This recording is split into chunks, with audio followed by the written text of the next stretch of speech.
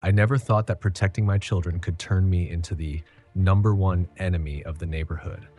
But then I realized that when you go up against an HOA and someone like Karen, things can escalate beyond your imagination.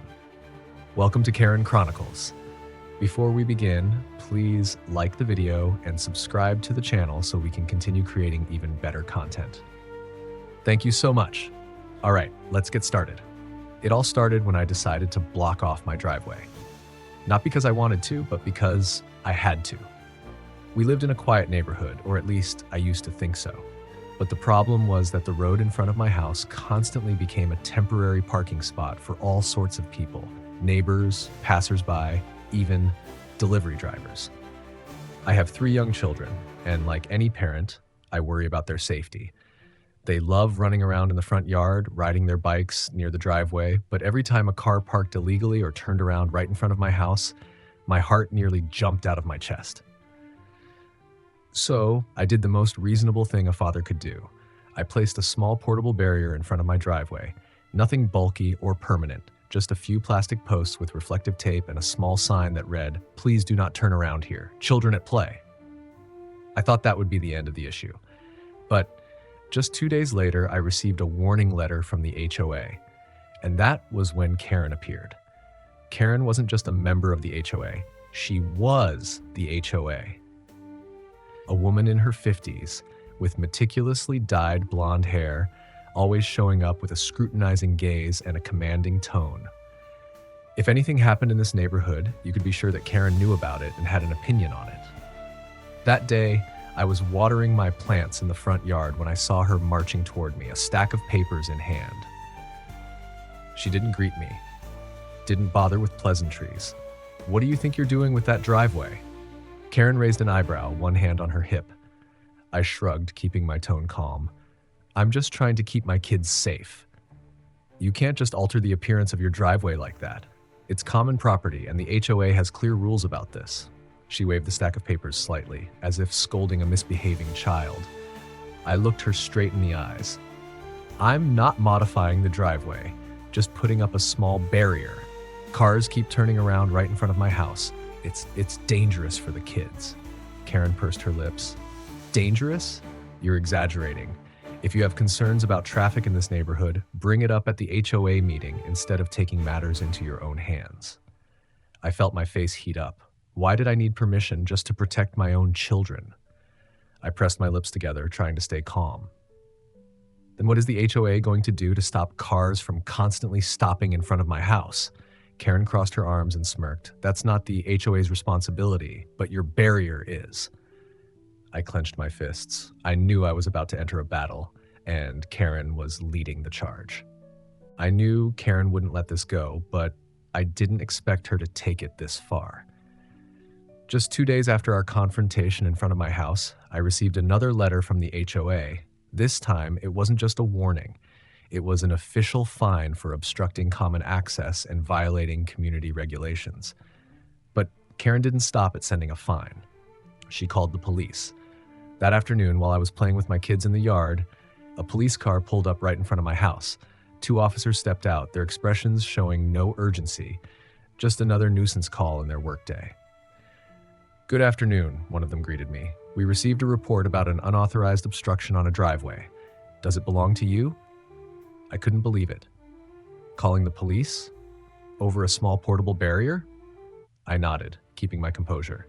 "Yes, it's mine. I put it there to prevent cars from turning around right in front of my house. I have young kids." The officer glanced at the barrier, then back at me.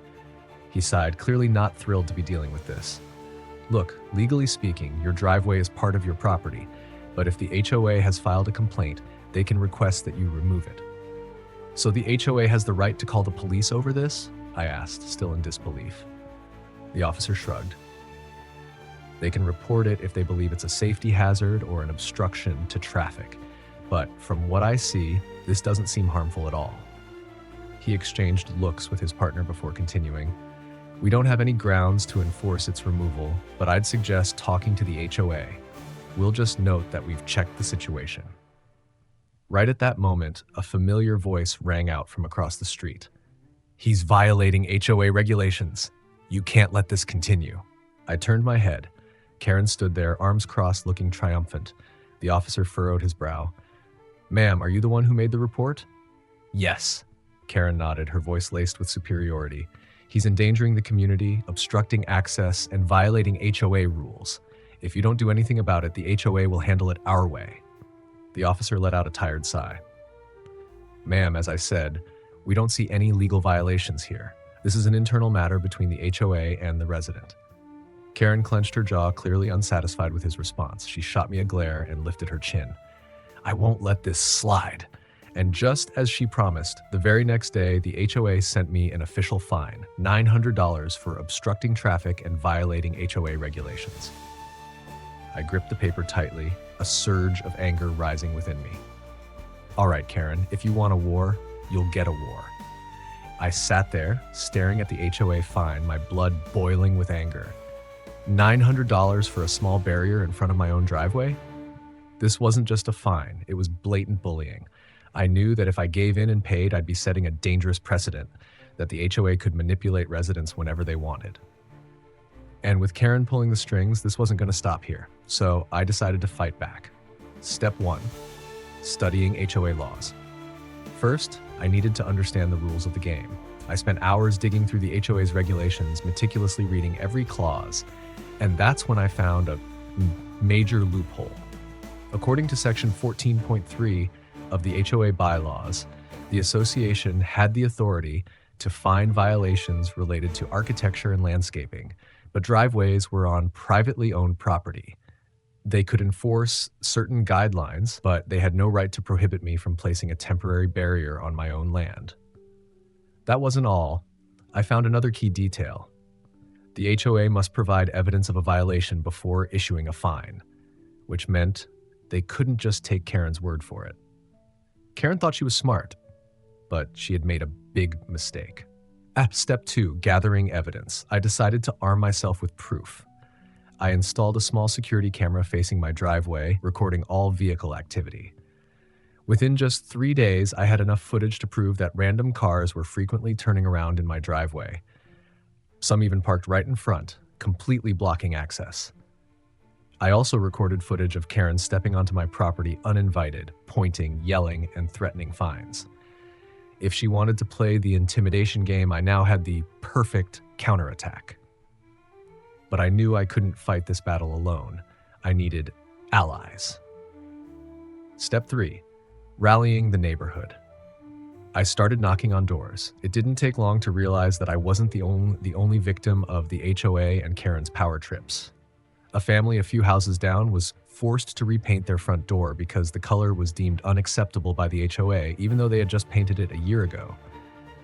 An elderly widower was fined for overgrown grass when it was only 1 inch over the limit. A young couple was threatened with a lawsuit because their friends had parked in front of their house for more than 2 hours. My story resonated with the neighborhood. People were fed up with Karen and her relentless control. I gathered a group of residents, explaining the loopholes in the HOA rules and Karen's overreach. No one wanted to face the HOA alone, but together we could change everything.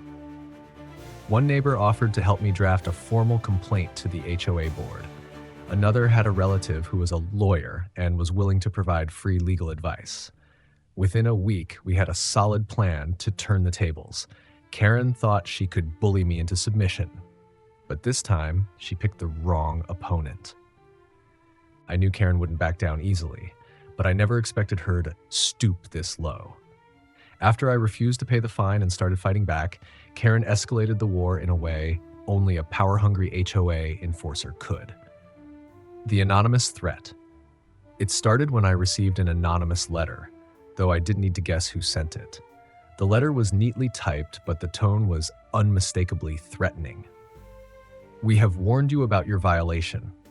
If you do not comply with HOA regulations, we will have no choice but to take stronger action, including additional fines, suspension of resident privileges, or even legal action. This is your final chance to avoid trouble. Remove the obstruction immediately." No signature, no name, just a cold, calculated warning. But I knew who was behind it. Karen was trying to weaponize the HOA to force me into submission. but I'm not someone who gives in to threats. I immediately took a photo of the letter and sent it to several neighbors I knew had also faced issues with the HOA. And I wasn't the only one who had received a letter like this. Things get personal. A few days later, things took a more sinister turn.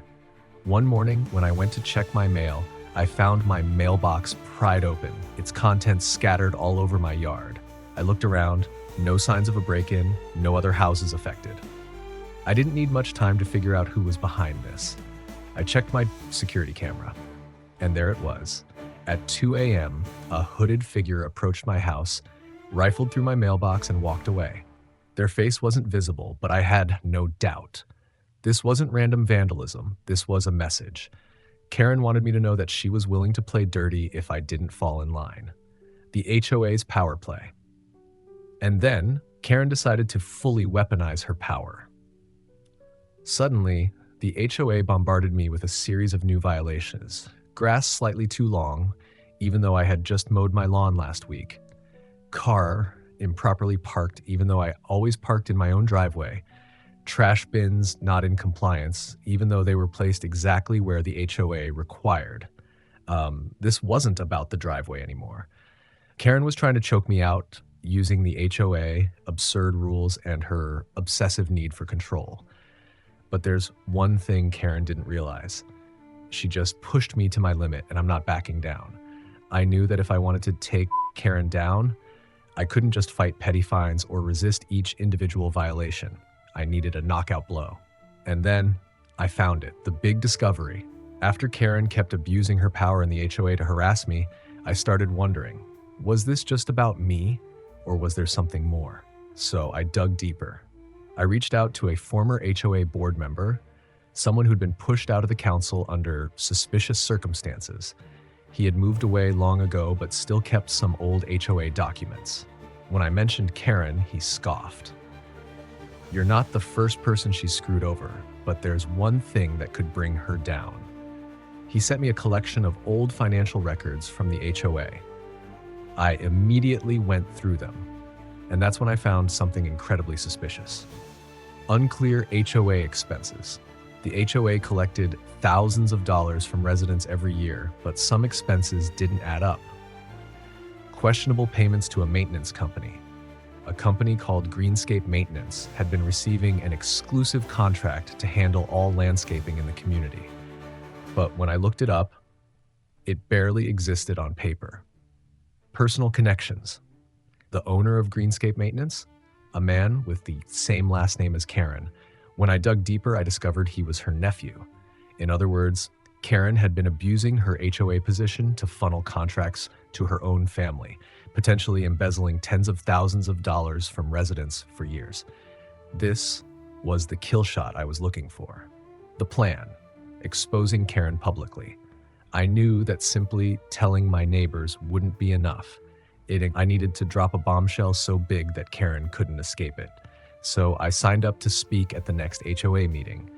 HOA meetings were usually boring, filled with Karen's manipulation and control, but not this time. When my turn came, I stood up, looked Karen dead in the eye, and began, I'd like to talk about the HOA's financial transparency. Karen stiffened slightly, but forced a neutral expression. Of course, if you have any concerns, we're happy to clarify. I've reviewed the HOA's financial reports from the past few years. I dropped a thick stack of documents onto the table, and I found something interesting. The HOA has paid tens of thousands of dollars to a maintenance company directly tied to your family. The room fell dead silent. Several HOA board members turned to look at Karen. Some residents started whispering. Karen forced a weak smile. I don't know what you're talking about. That's a legitimate company. We've been working with them for years. Then maybe you can explain why this company has no physical address, no proper tax records, and why its owner just so happens to be here. Karen froze. Her face flashed from pale to bright red. You have no proof, she snapped. I smirked and pulled another stack of papers from my bag. This is the HOA's bank statement, payment invoices to Greenscape, and the business registration of your nephew. I handed copies to every HOA board member. The room exploded. Is this real? The HOA used our money for this? This is outright corruption. Karen lost control. This is a lie. This is a conspiracy against me. But this time, no one believed her. Sure. The final blow. The media steps in. The next day, I sent every document to a local news outlet. 1 week later, the headline hit the front page. HOA president accused of corruption and misuse of funds. Karen couldn't run anymore. The truth was out and the residents revolted. A special HOA meeting was called, and this time, Karen couldn't manipulate it. Within a month, she was removed from her position. The HOA's finances were investigated, and Greenscape Maintenance's contract was terminated immediately. Thought she could control everyone. But in the end, she was destroyed by her own greed. And me? I didn't just win the battle over my driveway. I helped my entire neighborhood take back their freedom. Karen had fallen, but the battle wasn't over. Even though she had been removed, the HOA was still riddled with the problems she left behind. And if we didn't act, who knew? Another Karen could rise and abuse the system all over again. So my neighbors and I, the same people who had been harassed by the HOA for years, decided that we weren't stopping here. The community rises. After the news of Karen's corruption spread, the neighborhood erupted like never before. We organized a community meeting, separate from the HOA, and this time the turnout was record-breaking. Karen's reign of fear was over. No one was afraid anymore. One family shared how they had been bullied and unfairly fined by the HOA for years.